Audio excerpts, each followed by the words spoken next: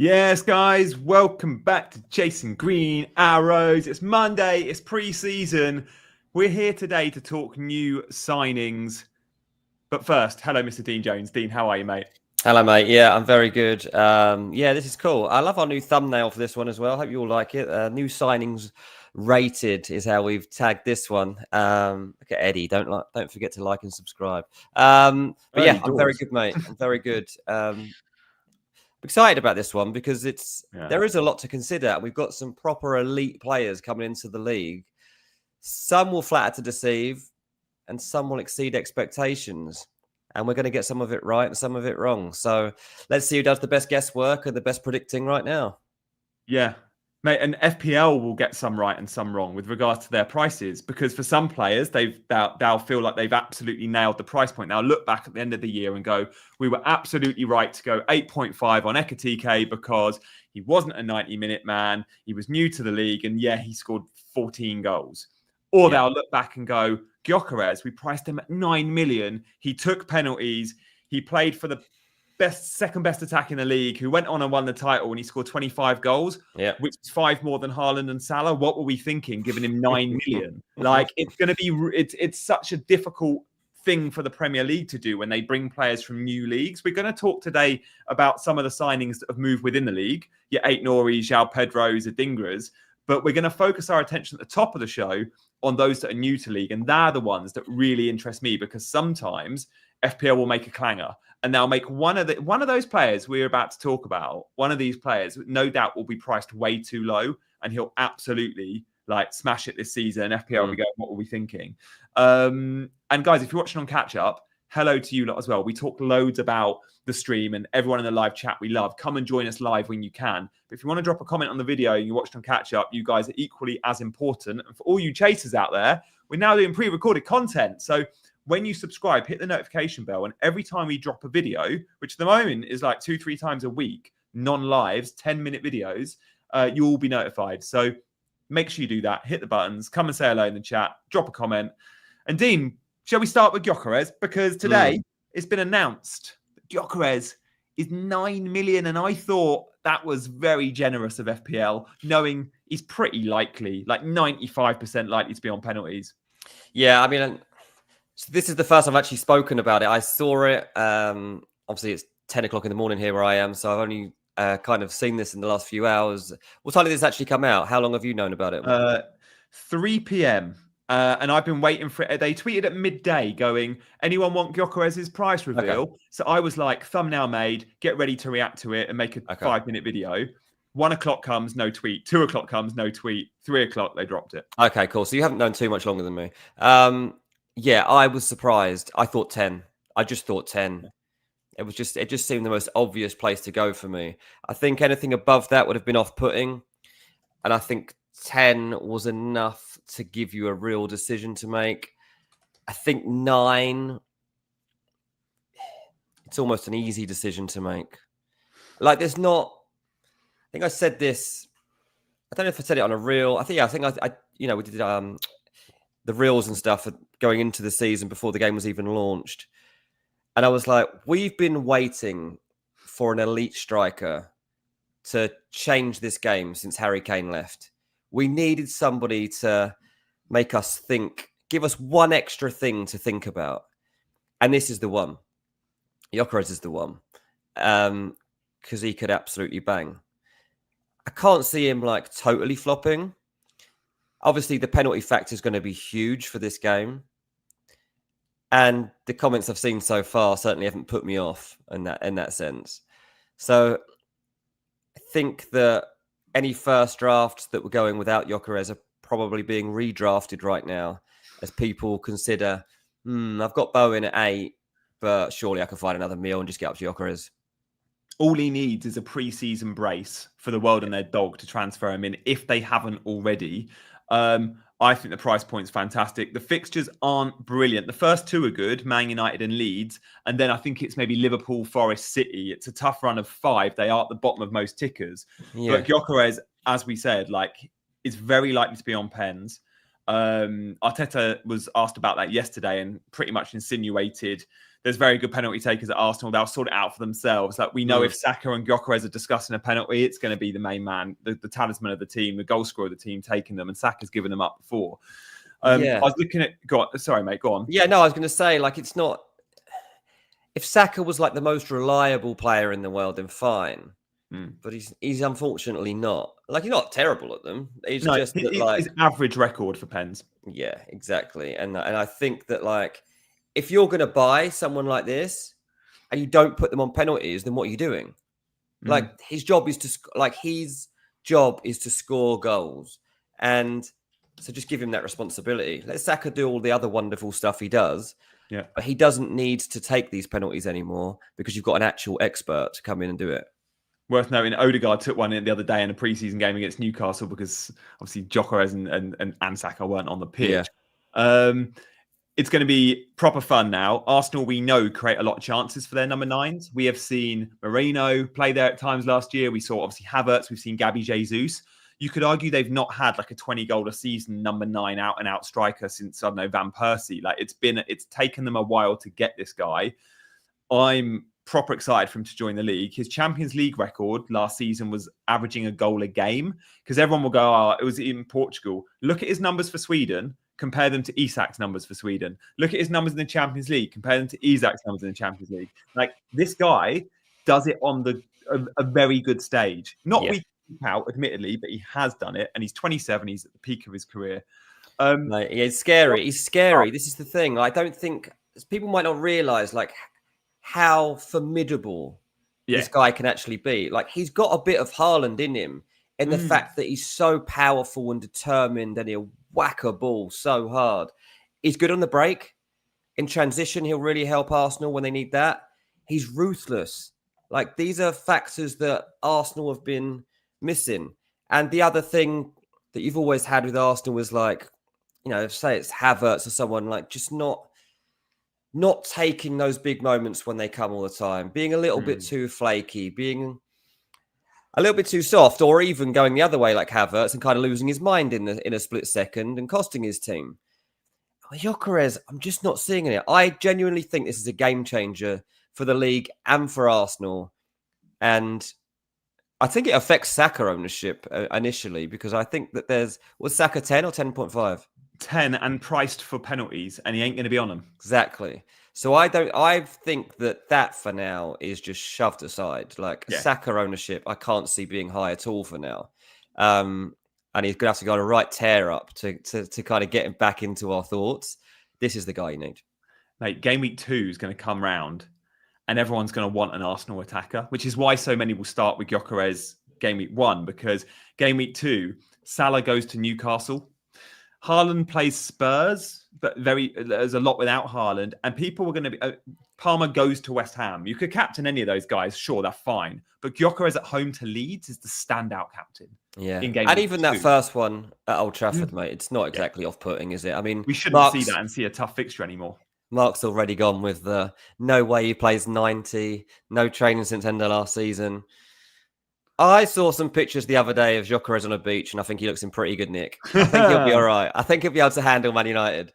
And don't worry about the 90 minutes. Like, all he's got to do is score the goal in a 1-0 win at Old Trafford, and it's happy days, right? And considering that's his old manager, that's the other team that were considering signing him. That's the story. And that goal celebration in front of the Stretford end as he bags his first goal would not surprise me at all. Yeah. A massive talking point in the FPL community with any new player, Dean. And by the way, guys, if you're not familiar, Dean's a journalist and a transfer specialist in his own right, FPL enthusiast, but not someone that's ever taken FPL that seriously. He's here to add football value, right? Oh, I beat you last season, mate. Yeah, true. I can't remember what my original point was, but I was setting the scene for Dean giving a credible opinion here. There we go. Everyone's thoughts in FPL all the time. If you pick a player that's not Mo Salah or a centre-back from an average team, if you pick an Ait Nouri, or if you pick a Gyokeres that's new to the league, or a Pep player, they're not going to play. They're a rotation risk. When we know, like, there's rotation risks and there's first choice, and often there's a grey line between the two categories. And you can say someone like Ait Nouri is a rotation risk, and sure, he might play 8 in 10, but he's still firmly first choice and a good pick. Now, everyone is going to say, Gyokeres, will he start because Kai Havertz exists? What about game week 3 or 4 for his first start? And they'll be really cautious. Surely he's starting game week 1. Chelsea haven't even returned to training. Man City returned to training today. He's no further back than players from those clubs. Yeah. You keep hearing now, right, with Arsenal, win now. They've suddenly adopted a win now attitude. And that's because they've had to. Look at what Liverpool have done in this transfer window. I mean, it's going to be extremely difficult to keep up with them. Man City obviously went on an early splurge in the market to try and make their squad better. And Arsenal, having come so close, have gone and had to make some serious additions to level up again. And the squad that they already had is going to get better. Declan Rice is going to be better. MLS is going to be better. You've got these players. They've got a great goalkeeper in Raya. They've got all the bits and pieces. But now it's like, are you a winner, mate? This guy's a winner. This guy is an absolute winner. And yes, you can say, but he's only played in Portugal. Okay, he was only doing it in Portugal, but he was absolutely smashing it. There's not many other players that would have still been able to get the goal output that he was getting for Sporting if they were in the same position. He was performing at the very, very top level that you could possibly in that division. And if you were to compare it, maybe you're talking comparing it to Liga, or maybe you're comparing it to the Eredivisie, right? That's probably about where you put Portugal. But we've seen players play in Portugal and then come over and transition well from it. And Gyokeres obviously has experience of English football, didn't play in the Premier League, but played in the Championship. And he's been waiting for the right team, and he wants to give them an edge. I think he will, mate. The determination I see when I see Gyokeres play for Sporting is almost unmatched in world football. He's so strong. He's so fierce when he runs with the ball. I think it's scary. Bonkers says Nunez was smashing in Portugal, and look at him now. The numbers weren't the same. I've seen a comparison of Nunez and his numbers in Portugal. They were good, but over 2-3 seasons, they weren't Gyokeres numbers by any stretch, guys. I promise you that. And also, Nunez was always a weird fit for Liverpool. He didn't play the same style of football as the rest of the team played, right? It was a bit of an Andy Carroll, he just looked out of place. And you remember the early games and the passes were going astray and he was shooting at the wrong times. Not how Liverpool play. Gyokeres already plays similar to how Arsenal plays, but actually will make them even more intense in that front line. And I think that will change everything here. Look, will it be enough to lead them to trophies? Will it be enough to lead them to the Premier League title? I don't know. I don't know if they'll be any better off in that sense than they were last year because of the way that Liverpool have gone and strengthened, and that Man City can't be as bad as they were last year. And you might even get another surprise from one of the other teams below. But they've got a much better chance now. And I like this player. And I think you can probably tell I'm going to find it extremely difficult to keep him out of my lineup. If you're interested in Dean's team, we'll have a video out on that Tuesday or Wednesday this week. FPL Discomfort says Saka is still great. We're going to move on in just a sec, guys. FPL Discomfort, in his profile picture, is actually getting his haircut from Bukayo Saka. So shout out Kieran. Only 2 pens last year, and he won one, so will get assists now. His assist numbers will surely go up. He's fine. I wouldn't call him great at 10 million. And I'd say the same about Cole Palmer at 10.5 if he lost penalties. For me, he's still too expensive. I wouldn't pay more for Saka than Gyokeres. I can't see a world in where Saka will justify will justify a better price tag than Gyokeres for his profile and his output. But let's see. I still think Saka's fine. Just don't think he's great. All right, we're going to move on, guys. We've got about 15 players to get to. We both rate Gyokeres very, very highly. We're only a third of the way in. We've got 2 thirds to go. But look, we were always going to spend a lot longer on Gyokeres. We'll spend 5 minutes on the next 10 players or 7 or 8 players. All right, next up, who we got? We're staying with new to the league, guys. All right, we're going to do new to the league first, then we're going to do within the league. Ekitike is going to be first choice number 9, or is he eased in slowly, Dean? Because you can play a Darwin there. He's unlikely. He's probably going to go. You could play a Gakpo there, although we think he's probably going to play on the left a lot. Is Ekitike going to be thrown straight in like a Gyokeres, do we think? I assume he will be.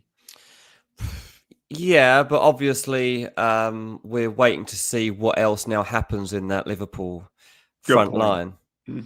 line. So it's not finished. Like, the team isn't finished, and obviously with Isak bid set to come, I don't know. I mean, is Isak? What condition is he in? I don't know. Nobody really knows, but I would assume Liverpool sign Isak, he's straight in the team. And then how are they all fitting around him? Ekitike is definitely a good player, and he's going to change. He's going to be better than Darwin Núñez in terms of the format and the way that they're playing. I think that he'll be as much about bringing others into play as he will be about scoring goals. And I think a lot of his play will be about opening up spots for Mo Salah. I think he'll be very smart at doing that. So I think Ekitike joining Liverpool actually just makes me believe more that Liverpool are going to make sure that Salah's getting good chances, and that I'm not necessarily looking at this guy for my team, but I'm getting extra confidence that the premium Liverpool asset is still worth it, and that maybe Isak becomes worth it as well. But for me, Ekitike, I'm gonna steer wide of him for the beginning of the season. I'd or go as far as saying he's a bit of a trap, guys. And Bobby is the enthusiast here. Bobby, I highly disagree with this, but he says Ekitike could also be number 10, Wirtz left wing if Isak striker. Not in a month for Sundays does Ekitike start playing number 10 for Liverpool in his not so good position, and you put Wirtz out on the left, who is a world-class 10. I just can't see that. But wishful thinking, maybe. But yeah, a swerve for FPL would be my opinion. Guys, we've got our own mini league. It's back. The code is at the bottom of the screen. Make sure you join in. We'll pop a link in the description to this video as well. Let's move on from Ekitike to who's next? Guys in the chat, let us know any names you want us to discuss, because we're not going to be getting through every player that's joined from the new league. But yeah, let us know for sure. yeah, I assumed we were landing here next. This is a good one. It is a good one. He hasn't made any of my drafts. He hasn't left any of my drafts, mate. I don't know. Look, okay, he's amazing. Okay, I keep having to say this. Like, Wirtz is amazing. Is he the pass before the assist? Is my fear. Is he the playmaker? KDB back in the day. Everything happen, but isn't getting the FPL points. That's my fear with him at the moment. And I don't know. I'm going to have to watch very carefully. He wasn't for Leverkusen last year. He's got a huge amount. His output was good. It was like 10 goals, 13 assists or something. Yeah, look, Dom says Wirtz is a joke, and I totally agree. And when you see how smart this player is with his ball decision making in and around the box, and how quick he'll make a decision, it is actually a joke. Like, he's joining the Premier League champions, and he's better than most of the players in the team. That is how good he is, right? Yeah. But I do think there's a chance he starts the season on the left. I do think that there's a chance that happens. I do agree, just not with Ekitike as the 10, because Szoboszlai, Gravenberch, is a tough midfield to break. Yeah, for sure. But I just haven't brought myself to go there. It's a great price point. Oh, it's amazing. I thought it'd be way more. I understand why you're going there. But I just haven't gone there yet. And I'm trying to figure out it's tough whether I want to. You can't have them all. Like you can't have. If you've got Salah or Haaland, you probably can't have. You can have Wirtz and Gyokeres, but it means you can't have a Palmer, for example. Like you've got something has to give. All right, let's move on from Wirtz because we've got so many to get through. We are going to touch on Arias from Wolves has been requested. We'll touch on Cherki and Frimpong. We might have to give a new shout out to Leeds. Is the guy Leeds are in for from the Eredivisie, the Eredivisie Player of the Year last year, I think, the winger. But Maxim de Cuyper is someone I'm proper excited to own. You are. He is in my current team. Now Estupinan has left. I feel like I've not got the headache of will he, won't he start. He's been bought to be a starter, but with Brighton, we see them buy young, good players a lot and ease them into the team. I do wonder if there's a world in which, is it Kadioglu? Can play? Yeah.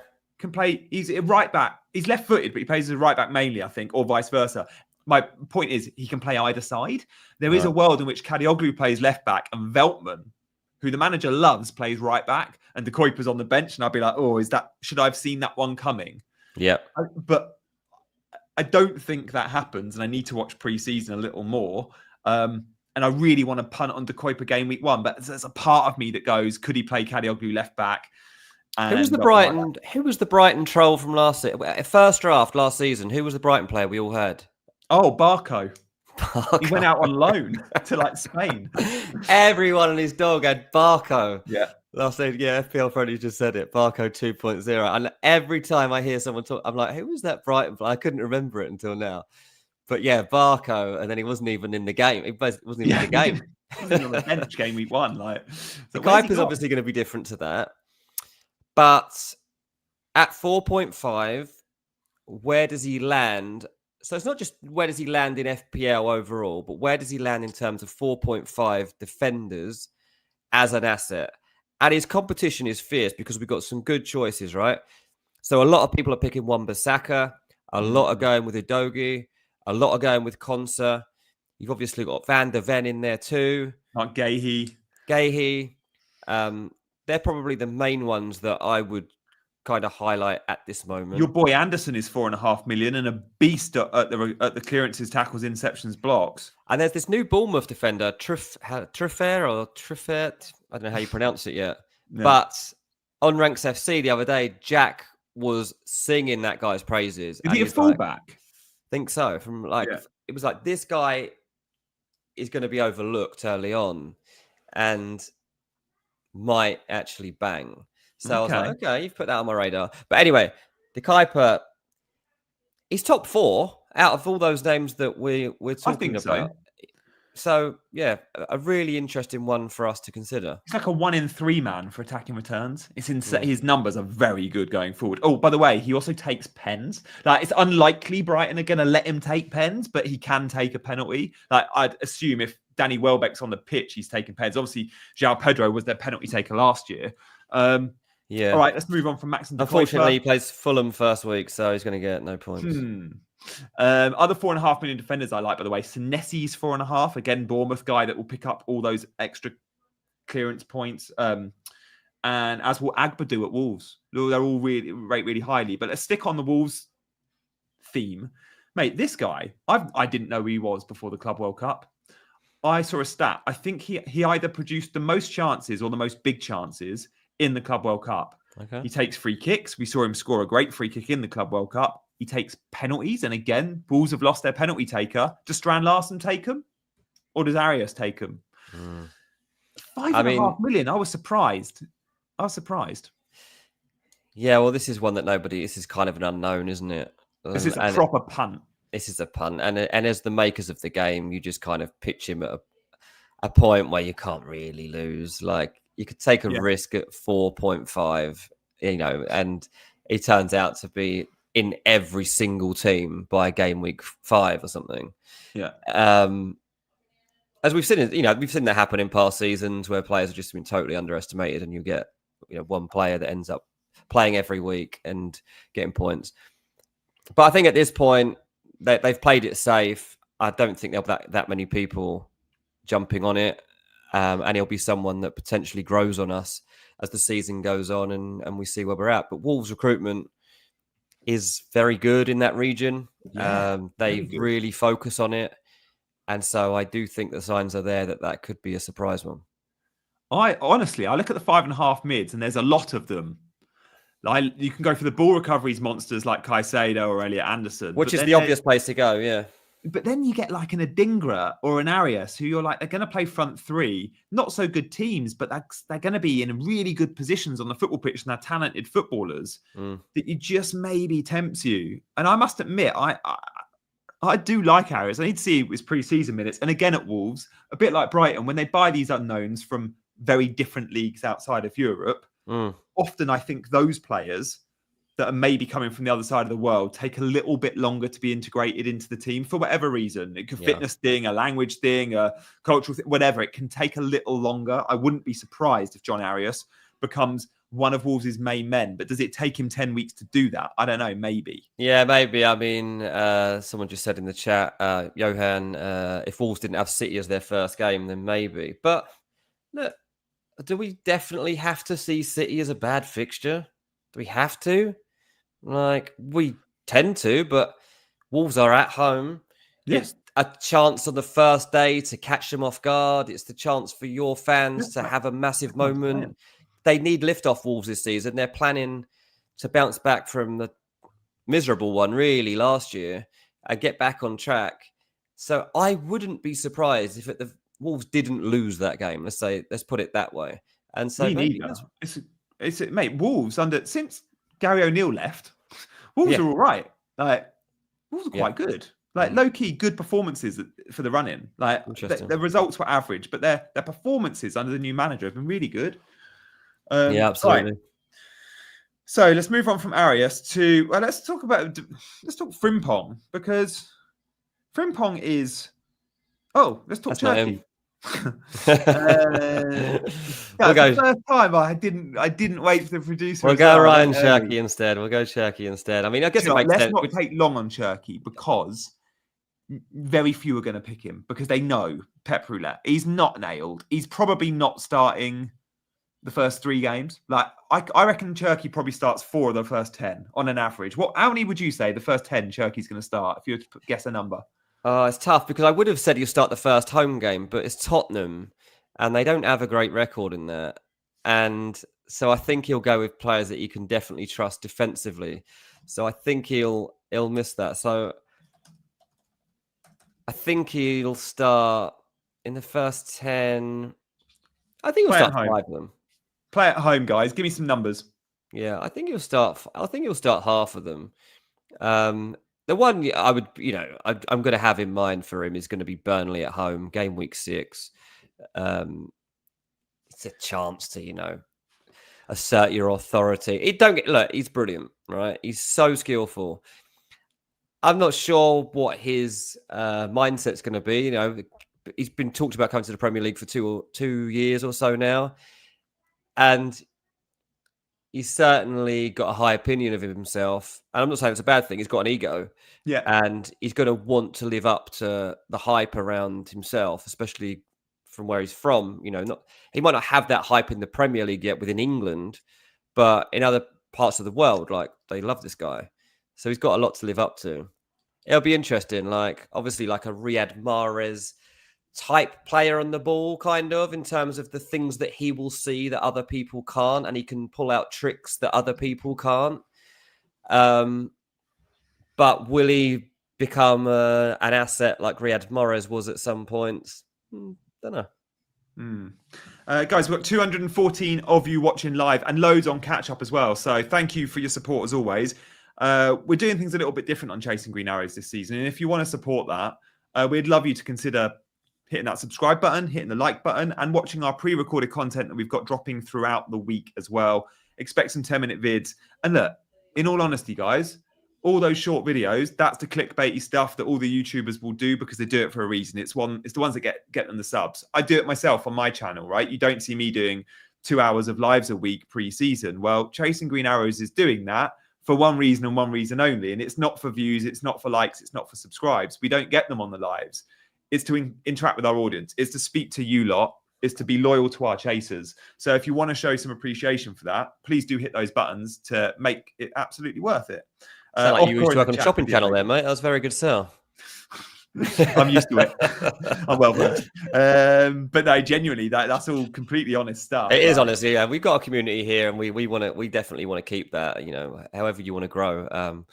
We've got to keep the chasers in tow. We love you all, and thanks for coming back for another season. A quick one on this Man City asset. Obviously, interesting that he's got Wolves and Wolves to come up.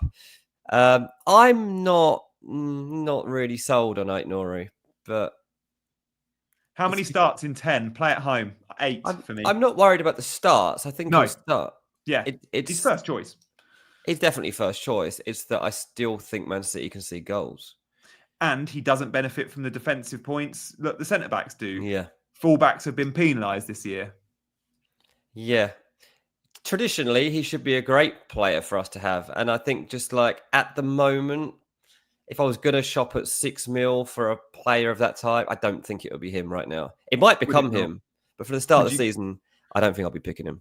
So if we take all the premium defenders, all the 6 millions, you got the Liverpool guys, you've got Man City, you got a few at Cherki like Cucurella, and obviously Arsenal.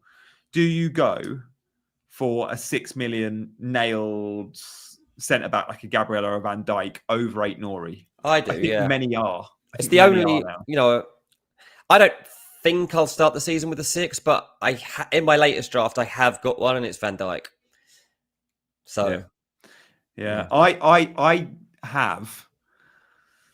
This is bold, and no one likes it when I put my videos up and they go, "Why have you got him?" But first choice City left back is Ait Nouri, and we think he'll start 8 or 10, roughly. Yeah. Who's the first choice City right back that's going to also start 8 or 10? Mateus Nunes, probably. Oh, Mateus Nunes. I was going to say, yeah. I thought you were. We see him as a midfielder, but he's now listed as a defender. He's going to start right back. Yeah. And he's 5.5 million. So I'm saving 0.5 here. And I don't think Ait Nouri and Nunes, there's much between them for output. I think Mateus Nunes had a good Club World Cup. His average position on the right is identical to Ait Nouri's on the left. Yeah, and that's 8.5. Yeah. He's kind of he's saved his Man City career by playing there. The fear is, mate, they're trying to sign Livramento. And as soon as they sign a fullback, Mateus Nunes will be gone. When does the transfer window close? Like the 1st of September. So I've got to sweat those because it's going to be, they're probably going to sign a fullback late in the window, aren't they? I mean, it's almost certain to. That's the thing. Like, Nunes might start the season. He might be there for game week 1. And even if they do sign another one, maybe Nunes would still play just because he understands the system and stuff like that. Take a few weeks, yeah.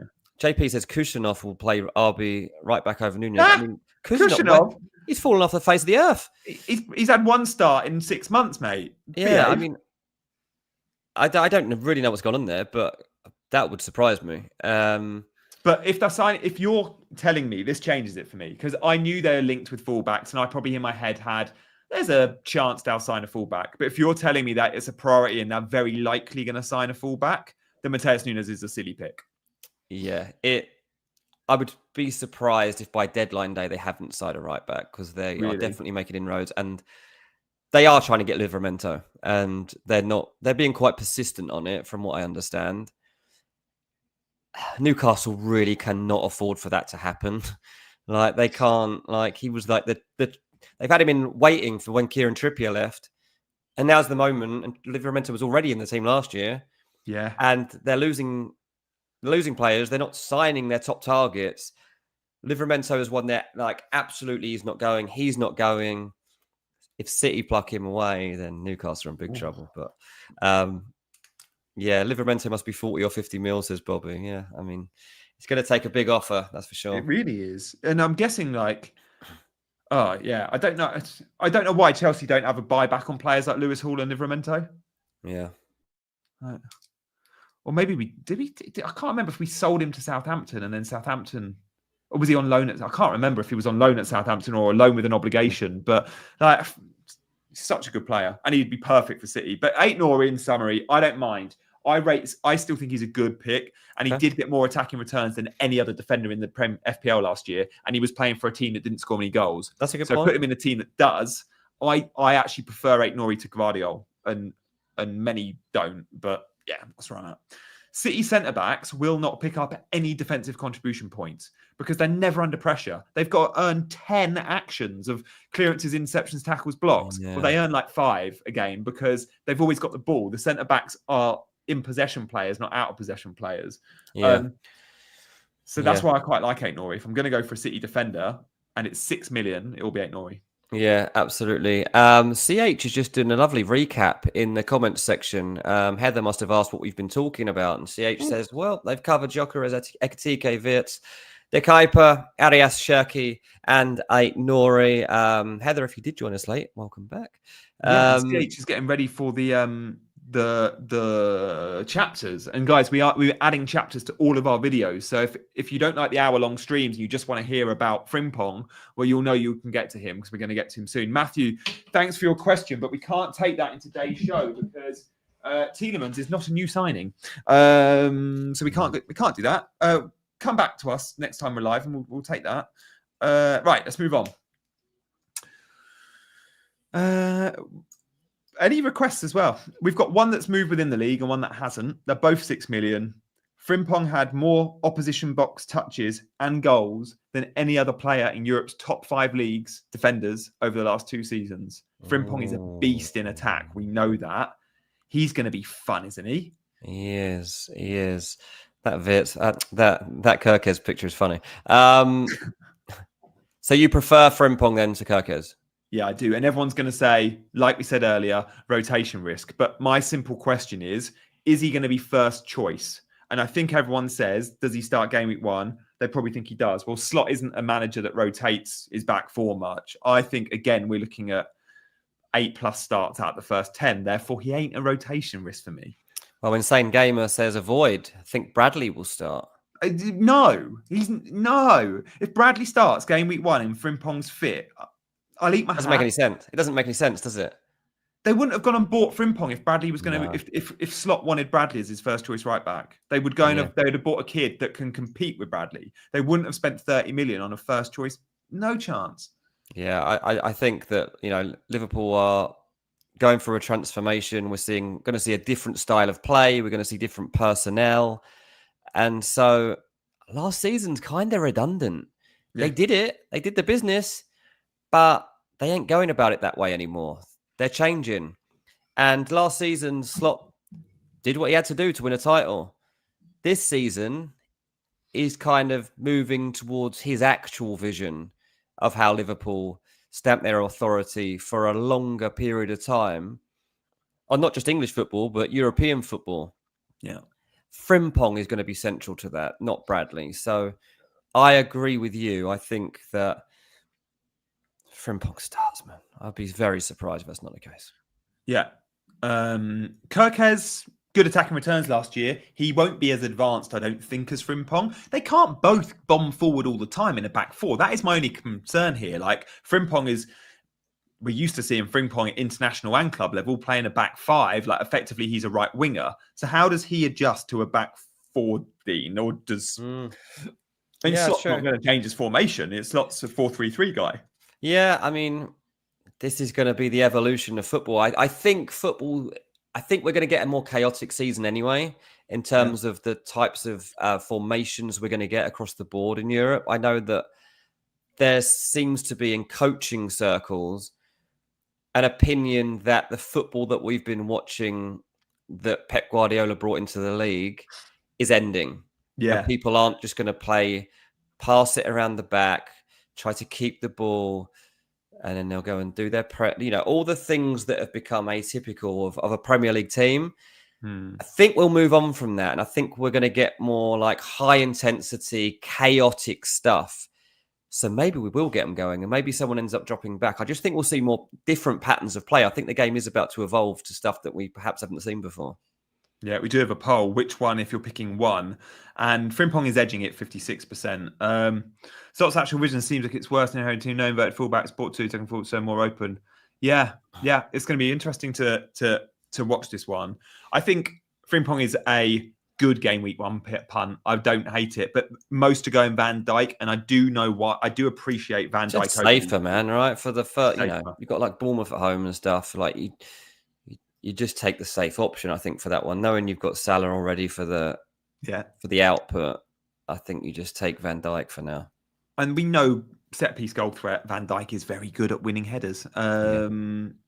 Paul says, can't see Salah getting subbed early. Absolutely not. Salah's going to be a 90-minute man, guys. You don't sub Mo Salah. Even for the run-in when they'd won the league, they weren't subbing Salah. Okay, let's move on to a couple of others, shall we? Who have we got for you guys? And again, any requests of new signings only, we can discuss. Joao Pedro is the highest owned player in the game. I screen grabbed this a week ago at 58%. I think he's more like 60, 65% now. Like, everyone owns Joao Pedro. Yeah. He isn't a 90-minute man. And I don't think anyone can argue that he is, because the lap exists. And after game week 1, Jackson, although he's probably going to be sold, also exists for the time being. Do you need 90 minutes of Joao Pedro to still be good value at 7.5 million with these fixtures? I would argue 60, 70 minutes with these fixtures is still okay. It's not ideal. It's not optimal. It's not.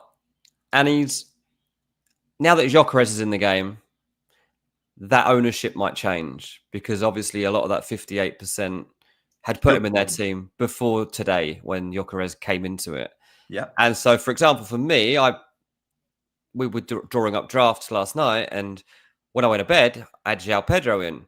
And then I wake up and Gyokeres is in the game, and I'm like, well, Joao Pedro is gone and he's coming in. I don't know necessarily that's the right thing to do, to be honest, because I do think Joao Pedro has the better fixtures. He knows what the Premier League's about. And I'm not too worried about the game time in terms of minutes, because I think he'll get enough across those 6 that he'll be worth to go with from the start. We like glamorous signings. We like superstars. And Gyokeres has a bit more of that star factor about him when we look at our team. Joao Pedro, it's just not as sexy. It's just the way it is because he's been in the game for a while. They've only signed him from Brighton. But obviously, you watch his impact in the Club World Cup. You're like, well, I'm not ignoring that. If he's gone in straight away and done that, and they're trusting him with these sorts of things, Danish says, is he the best 7.5 forward? Yeah, I think he is. Solanke, because Frank number 9s tend to do well and get a lot of big chances. So Solanke's getting a lot of love. Mateta's being overlooked. He's a brilliant option at 7.5 million. Chris Wood is 7.5 million. Don't love that with knowing who they've bought. Joao Pedro is the best, I think. And I don't care that he doesn't play 90. I care that it covers me for Chelsea. If I'm going without Cole Palmer, boy, do you need Joao Pedro. You need a Chelsea attacker with their fixtures. And if you're backing against Cole Palmer, who's also going to be like 40, 50% owned, you need cover in that Chelsea attack. Joao Pedro is the next best thing. If not, you could go Enzo, you could go Pedro Neto, but I think Joao Pedro is a good pick. Yeah. We've got a poll up. Get voting. Yeah. I wonder if it's as high for the YouTube audience as it is for the masses. Yeah, let's have a look. We have got a super chat in, which we should probably address because we do appreciate this. Thank you very much, Super Spurs, and we will take your question. Of course. What's your view on Reijinders at 5.5? Mate, when I was saying the 5.5s earlier, when we were talking Caicedo and Elliot Anderson, the one guy I was thinking, I've missed someone. It's Reijinders. 5.5 million for a guy that got 10-ish goals at Milan last year. He's never really been a goal scorer, but he can play that number 8, number 10 role well. Yeah. And with Rodri behind him in a 2-man midfield, or a 3-man with Bernardo Silva maybe, but I'm really intrigued to just know minutes here. Club World Cup, he played really well, I thought, in the appearances I saw. He's got everything. I think he's the player Pep's wanted, like the profile he's wanted. Kovacic was all right. They bought I forget his name, the Spanish guy for 50 million in January. This is the man that I think Pep wants next to Rodri. Yeah, I don't know what's going on with Nico, but Ryan is a great signing. At 5.5, he could be a facilitator as well in your squad because he will get minutes. The danger would be you don't know when to play him and you end up missing the points anyway.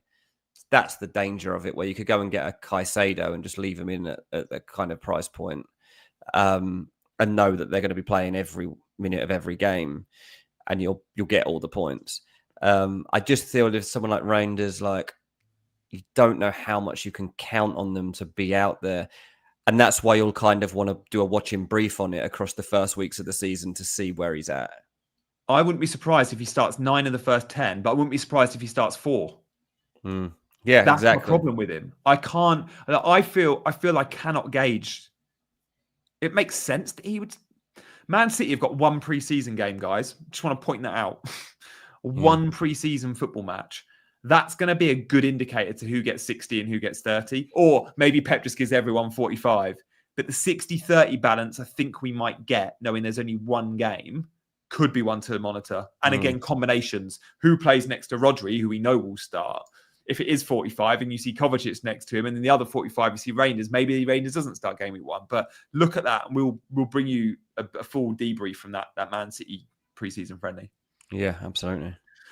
All right, we're done on Joao Pedro. Yep. Got about 10 minutes left, so this is your last chance to make any requests or get any super chats. Thank you for all your likes and subscribes so far today, everybody.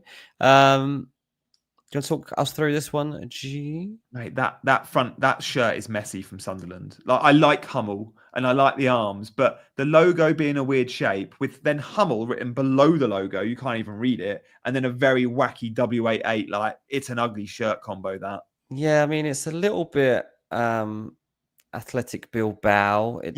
It's a bit Brentford. It's like Athletic Bilbao meets Brentford. Like Sunderland isn't the first team that I would even like. If you just take away the badge and guessed who this team is, I wouldn't really even gone for that because I don't feel it's their exact look. There's too much going on. It looks like it's a strange one. Anyway, let's talk about the player. Yeah, I mean, at Brighton, he couldn't really get starts in the Premier League. He started the occasional cup game. I think he scored a hat-trick in the League Cup last year, if I remember rightly, in an EFL Cup game, maybe against the Premier League opponent. He's a quality player, but is he going to make it at Brighton straight away? No, so he's done the right thing. Is he better than Sunderland? Well, maybe that's disrespectful to Sunderland because they might finish 12th and you go, yeah, whatever. They're spending money. I think they'll score goals at home. I like them for the opening game against West Ham. If you're on bench boost, 5.5, high upside, proven in the Premier League, Adingra's a great signing. I don't know if he's the best 5.5, but he's the one I went with in my current draft at 5.5. He's a great signing. Yeah. Adingra's such an exciting player, right? And there would if I'd have had more confidence in him getting the time at Brighton, I'd have picked him more. I still had him sometimes. Yeah. There was a couple of periods when I had Adingra in my team. And obviously, he's got to be one of the main men in this team. So yeah, an interesting one for sure. We've got a message in from FPL Discomfort, member for 9 months. Love Congratulations. And Paul gifted a membership. Paul gifted one. Yeah, I saw that. Oh, mate, it's the 28th of July. Our 10 or 5 membership allocation will be expiring tomorrow. Oh, my goodness. We've got to give away 5, haven't we? Let's go. Yeah, guys, we're going to give away 5 memberships, and then we're going to talk about Hartmen, and we're going to talk about Paixao as well, who could join Leeds. We're going to talk about Meniz, who could join Leeds, who was Dean's Fulham boy. But first, we're going to give away 5 memberships. There are 31 days in July, but we're not streaming in July again. So to win a membership, all you got to do is put something in the chat.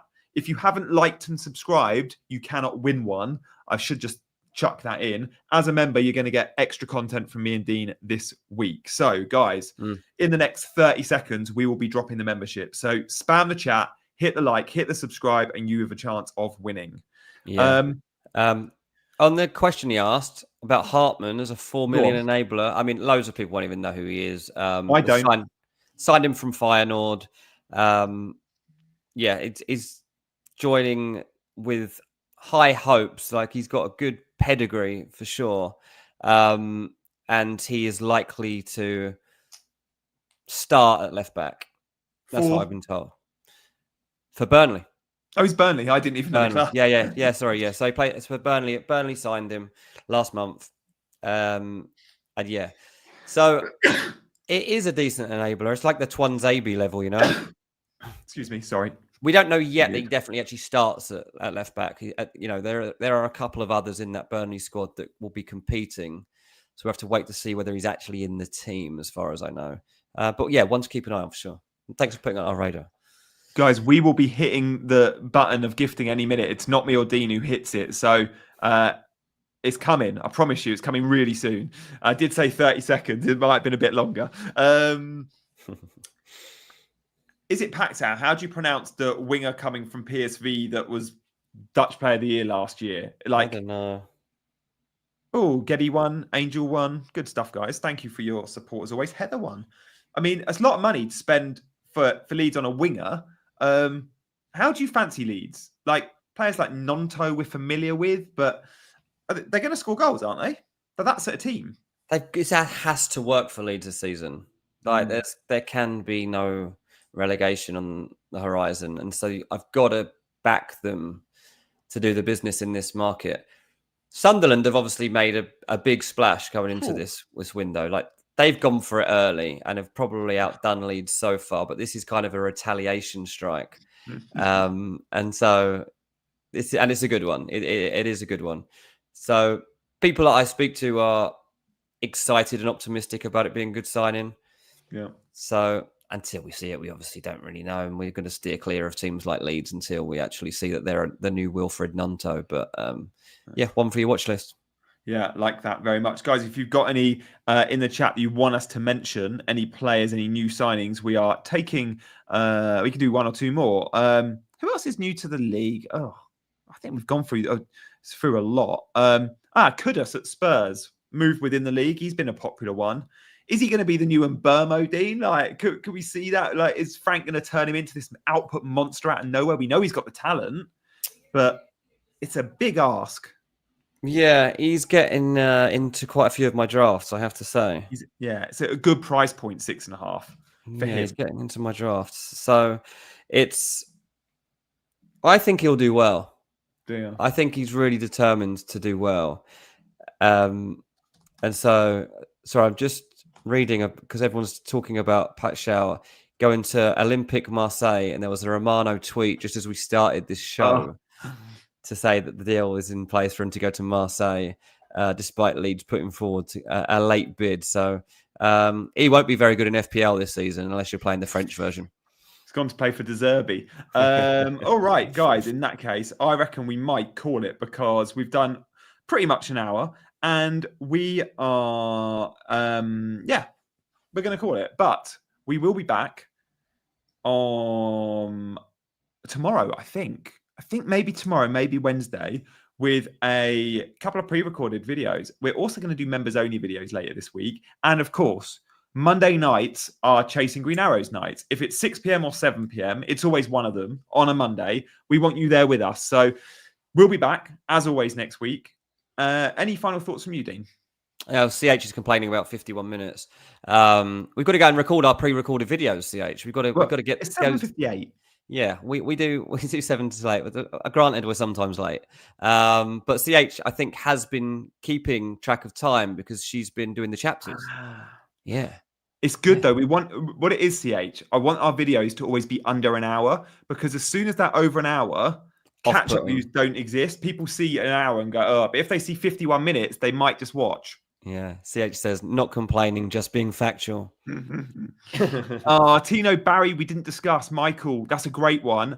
I'm 50-50 if him or Beto start. It's too risky going Beto. It's too risky going Barry. Yeah. Barry's the better footballer, but will he be eased in maybe? In that case, we will say our goodbyes. Guys, we will see you in the week. For now, he's been Dean, I've been Gianni. You lot have been the awesome chasers. Bye-bye.